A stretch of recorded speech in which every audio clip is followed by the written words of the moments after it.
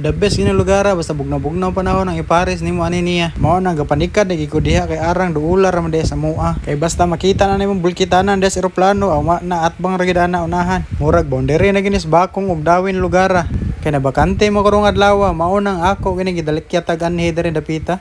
Pero sa kadaghang baka dire murag mao ganay usa sa supplier sa himuanag corn beef. Mao nang nakaingon ko nga tiyada gid kay ning negros kay di lang sa nature nga nakanindot ani nila daghan siga sila kahayupan. Aksyon sad gyud hinon ko kabalaka dire kay abi kog nasaag nako ba. Kay ang istorya sa akong napangutan-an ganina basta naa ako noy kalibunan nga naay gamayng daan mao na gina siya. Ako man sa gikulbaas entrance dito kay grabe kalabungas mga sagbot murag nog nay anak hunda nag-atang nato ba. Pero wa gyapon bawi ra gyapos kanindot sa ilang lugar dire. Mao nang ako na dayon na dihang gisit-upan kay sa plastada lang sa lang view dire bawi na kayo imo kakapoy sa paganhi. Mao gini ang kaganahan basta mogawas ko sa balay nya kaning lugar akong makita. Kay dako gid kayo kalahian kontras makita nimo sa social media lang. Pawa ra na tubig dia pero imo nang ihumol imong kamot diha ambot lang gyud di mga paslot. Mao nang ako nang gi-shoot ang akong duha ka itlog siya ray bahalag luto diha.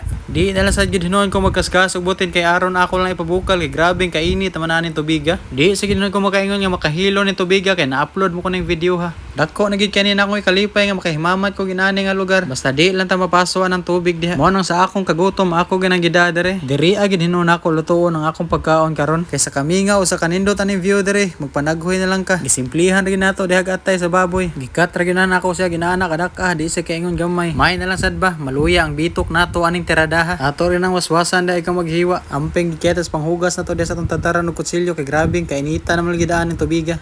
Kana ganing gikan gabukal-bukal nga bag-ong gihaon nimo murag mao gyud kinito na niya diri. Simplihan ra gyud nagmang sangkap nako diha kana ra ang oyster o kanang ahos. Kapinan ra gyud nagkalamansi daog na naluto Hapit gid hinuon malimting akong boiled egg diri Kini ganing mabisita bisag usar kapag kaon ang atong giluto. Mao na sa pagkahuman akong kuha sa itlog diha kay naluto naman gid to siya. Wa na gid hinuon nako langan-langan nagasimbol akong butane diha. Maayo na san gani taon kay wa gid mabiyae ang akong kaha. Kay ambot lang gid kinila gid siguro ilabas aning ataya. Mura ra sad gid hinuon taga Peretog bulad diha ato ra pakisiki-kisiho kadiyot ba. Kay ang pinaka-importante lang gid ani ang masudlan ng atong tiyan kay mura gutom na gid kay ba.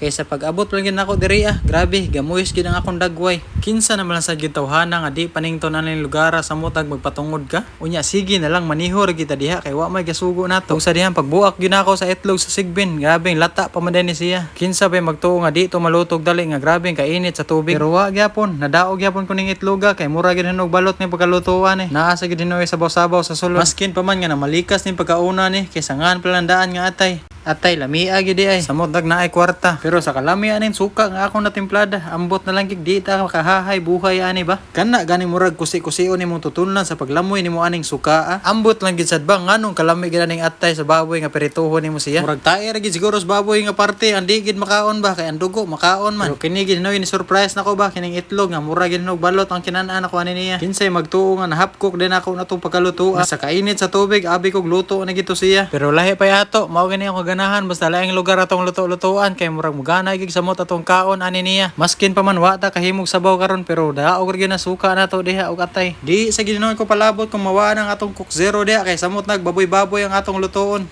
Pero sabaw-sabaw lang gyud hisgutan ba di. Kini gid siya pinakagwapo kayo. Samot nagilamay ni sa freezer.